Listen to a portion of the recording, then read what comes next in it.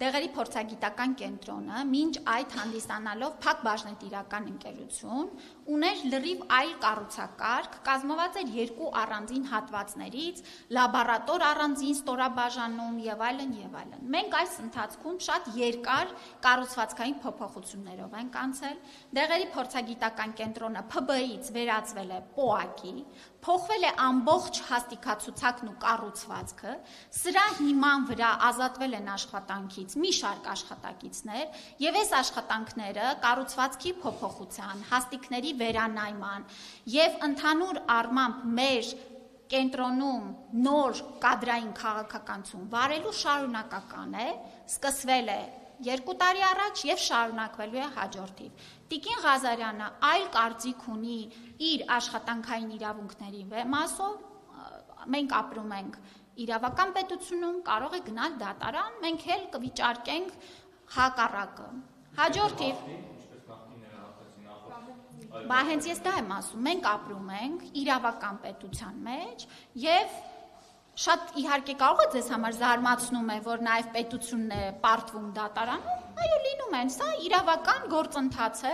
ի վերջո մենք էլ պարտադրված ենք դատարանի կողմից կայացված վճիռներով, մենք մեր տեսակետը կներկայացնենք, եթե գնա դատարան, իր տեսակետը կներկայացնի դատարանը, կորոշի, թե իրավական առումով ով է ճիշտ, ով ճիշտ չէ կամ ինչ որ որոշի։ Հաջորդիվ Սա մեր քաղաքականությունն է։ Եթե Տիկին Ղազարյանի կամ որևէ մեկ այլ անձի քաղաքական հայացքների հետ կապված ես կադրային քաղաքականություն որոշեի, այդ որոշումը 5 տարի չէի հետաձգի եւ կիրականացնեի 5 տարի առաջ, 4 տարի առաջ, 3 տարի առաջ, 2 տարի առաջ, 1 տարի առաջ եւ այլն եւ այլն։ Կխնդրեմ անիմաստ մանիպուլյացիաներ եւ իրականության աղավաղում չանել։ Սա պարզ գործընթաց է։ Հարց եմ ուղղում, իսկ ինչի նախորդիվ ազատվածների մասին չեք բարձրաձայնում։ Նրանք մարդ չէին, այսինքն միայն Տիկին Ղազարյանն է, որ աշխատել է փորձագիտական կենտրոնում եւ երբևէ աշխատանքից ազատվել է։ Անհասկանալի է։ Այո։ Ռեֆորմների մասին, որոնք երկի քանի տարիերում են, բայց հաստ է, որ հունվարին սահմանված հաստիկացուցակով այս կենտրոնը ունեցել է 2 փոխտնօրեն։ Եվ ինչն էր ինձ խանգարում դեկտեմբերին որոշել Տիկին Ղազարյանի քաղաքական հայացքներից ելնելով սահմանել այլ հաստիկացուցակ։ Ինչով է ես քաշկանդված եւ եթե դուք դրա հետ եք կապում, բացարձակ ձեր արգումենտը ուժ չունի։ Դե ես էլ ասացի, կապում է, թե չի կապում, դա արդեն իր խնդիրն է։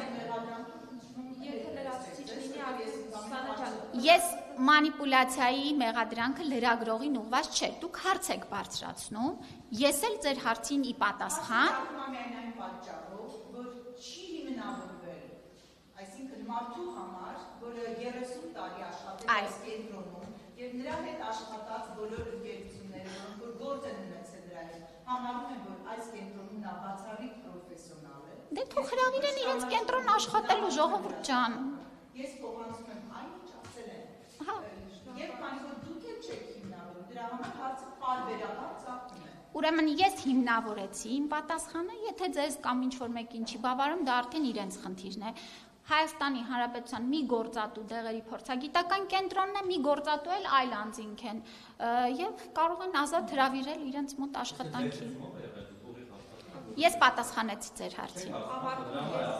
Ես ձեր գնահատականների հետ համաձայն չեմ, ես հարցի պատասխանեցի։ Ցուցումը ձեր կողմից է հնչել, լրագրողն էլ հարցրեց, որ ձեր ցուցումը դուք չարձագանքեցիք։ Հասկանանք ի վերջո նախարարի ցուցումով է ազատվել Տիկին Ղազարյանը, թե նախարարի ցուցումով չի ազատվել։ Նախարարը